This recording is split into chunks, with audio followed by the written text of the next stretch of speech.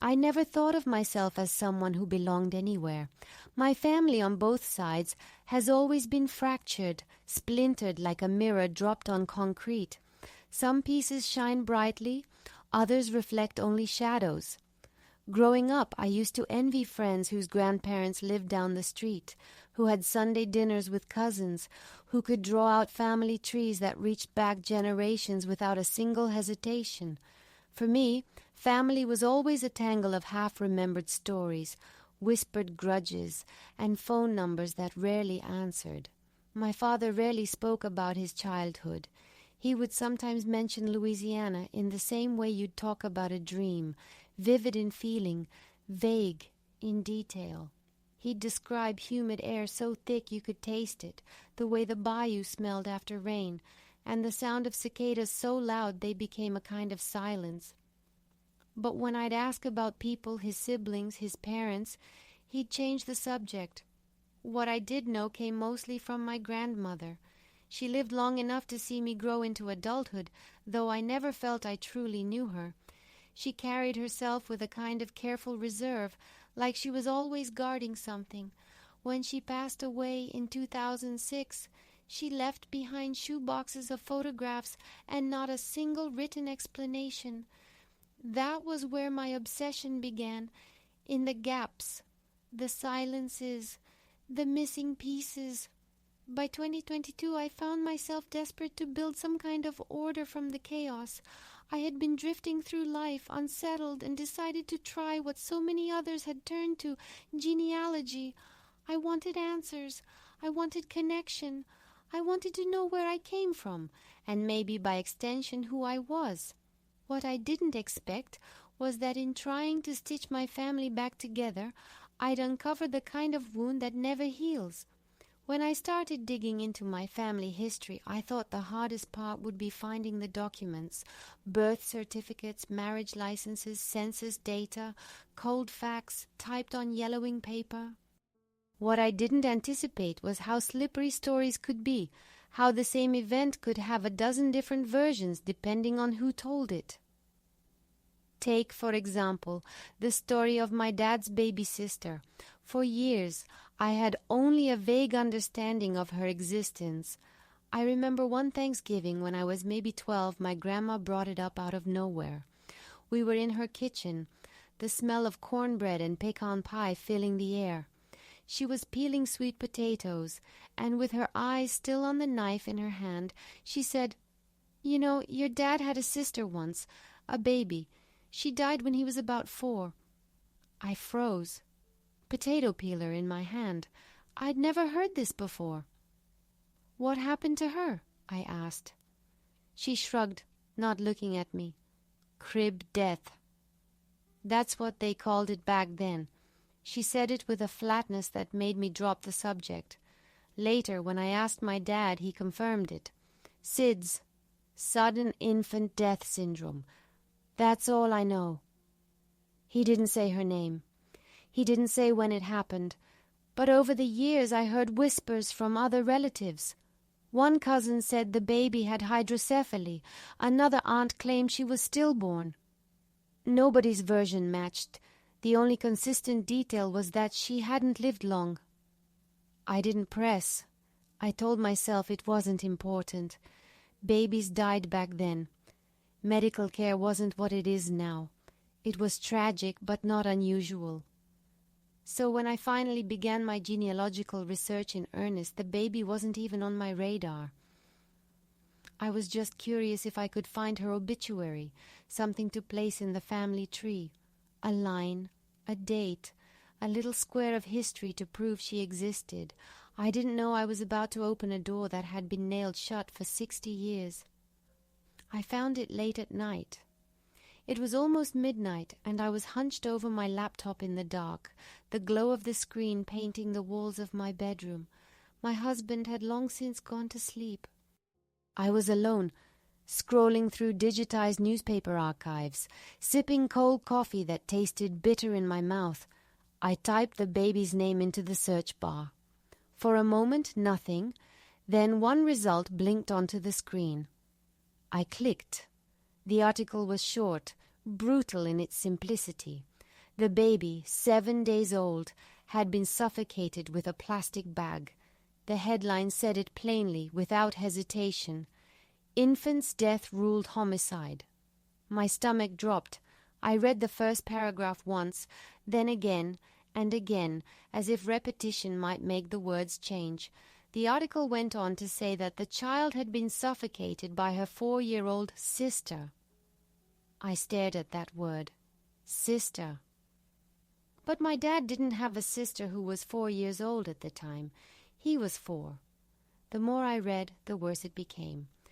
The description was clinical, detached, but the meaning hit me like a hammer.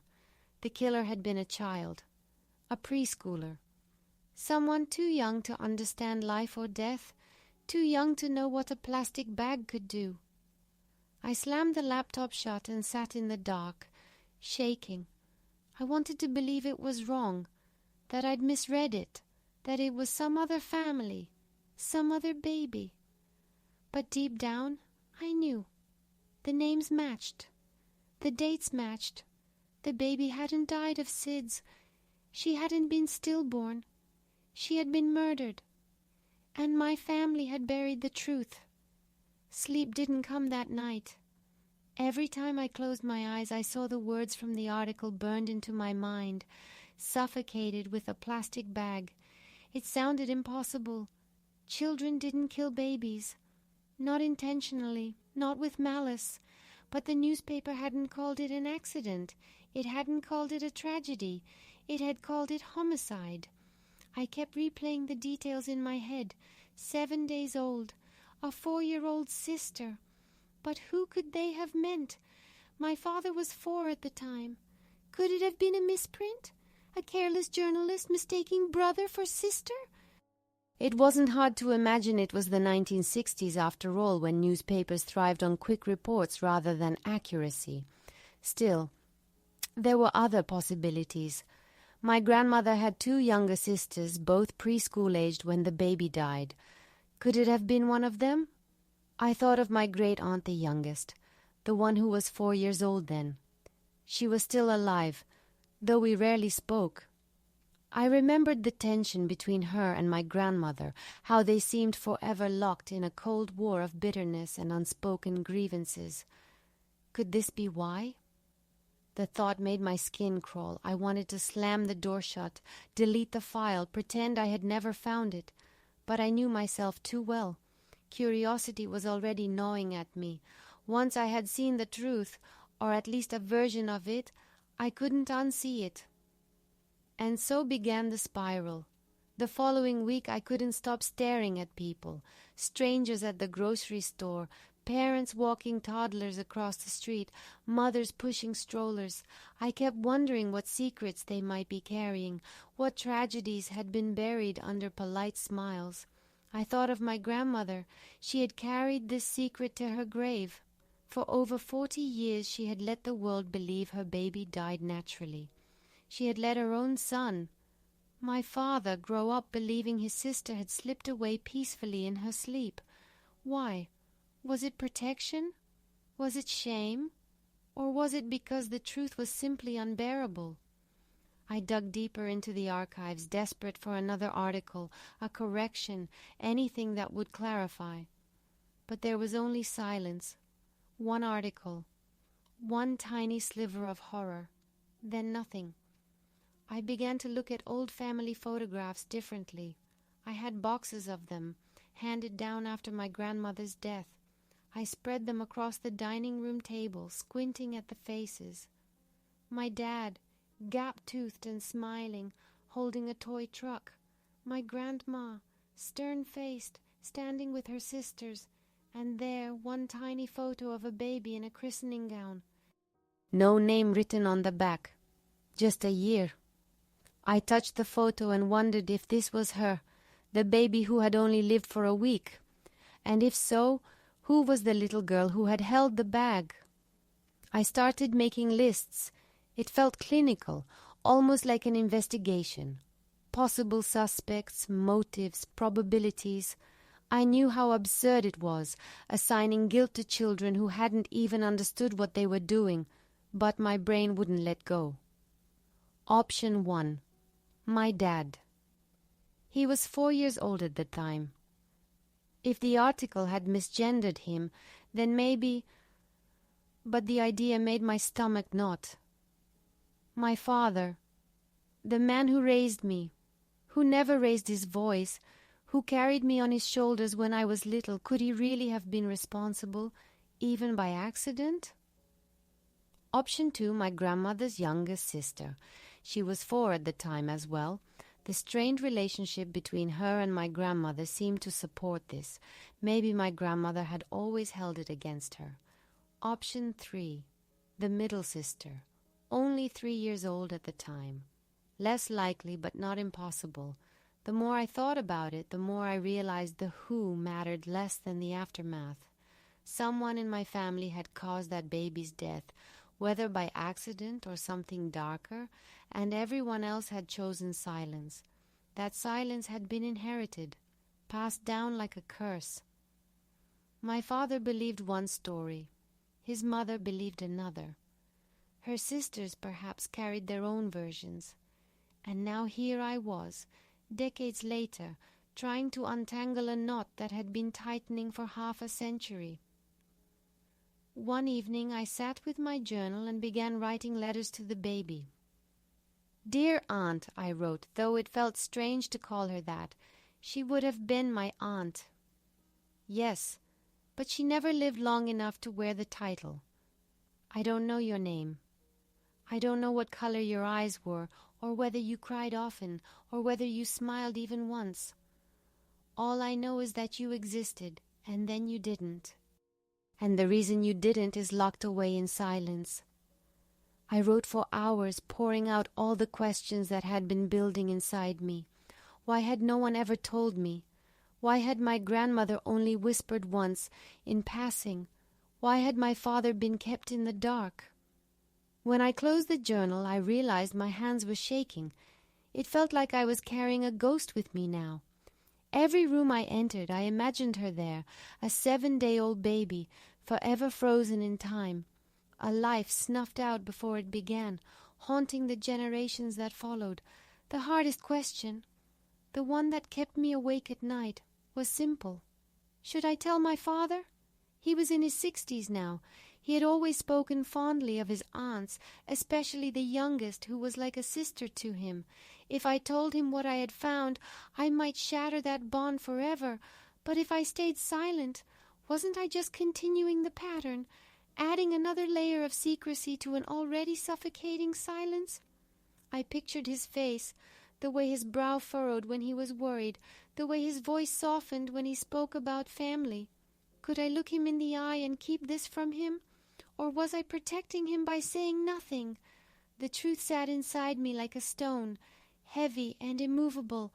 I didn't know if revealing it would free me or bury me deeper. The phone sat heavy in my hand. I had looked up the number of one of my grandmother's cousins, an elderly woman in her 80s, still living in Louisiana. I hadn't spoken to her in years, and the thought of calling to ask about a decades-old tragedy made my throat tighten. But curiosity had its claws in me. When she answered, her voice was thin and raspy. I stumbled through pleasantries, asking about her health, about the heat, about family. Then, with my heart pounding, I asked, "Do you remember when my dad's little sister died?" There was a pause, long enough for me to hear her breath catch. "Oh, honey," she said softly, "I don't think you want to go digging there." Her words chilled me. She didn't deny it. She didn't correct me. She only warned me away. I thanked her quickly and ended the call, but my pulse kept hammering. That hesitation, that warning was more telling than any confirmation. I went back to the photographs. But this time I studied faces I had overlooked. My grandmother's sisters, frozen in time, smiling at birthday parties and Christmas dinners. The youngest one, my great-aunt, was often shoved to the side of the photos, half smiling, her body angled away. My grandmother's arm never seemed to touch her. My father, meanwhile, was always nestled close to her middle sister, like a second mother. Had I been blind to this dynamic my whole life, or had I simply never looked hard enough? One photo in particular caught me. My father, age 4, standing in front of a small coffin at a funeral. His little face was blank, as though he didn't understand what was happening. Behind him, my grandmother's youngest sister stood with wide eyes, her hands gripping the pew so tightly that her knuckles were white. I shivered. At night, when the house was quiet, my mind replayed everything. I thought about suffocation, about innocence, about the way grief twists into silence. What if it had been an accident? A child playing too roughly, not understanding the consequences. What if my grandmother had chosen to bury the truth to protect her sister or her son or both? But then, what about justice for the baby? Did she not deserve her story told? The weight of the silence pressed on me so heavily that sometimes I woke gasping for air, as though I were the one with the bag over my face. One Sunday afternoon, while sitting at his kitchen table, I decided to test the waters with my dad. "Did Grandma ever talk about your baby sister?" I asked casually. His face softened, a look of distant sadness washing over him. "Yeah, Sid's. She was only a week old. Poor little thing. That's why Mom never wanted more kids. Too much pain." I swallowed. Did anyone ever say anything different, like something else might have happened? He frowned. "What do you mean?" I shook my head quickly. "Nothing. Just wondering if the story ever changed." His eyes narrowed, suspicion flickering across his face. "Why are you asking?" I forced a smile. "Genealogy stuff. You know me." He nodded slowly, but his gaze lingered on me. For the rest of the day I couldn't shake the guilt of holding back the truth. Eventually, I couldn't avoid it any longer. I called my great-aunt, the youngest sister, the one who had been 4 years old when the baby died. She answered in a surprisingly bright voice, but when I introduced myself, her tone shifted. We talked about small things first, weather, health, family. Then I asked, "Do you remember when my dad's baby sister died?" Silence. Finally she said, "Why would you bring that up after all these years?"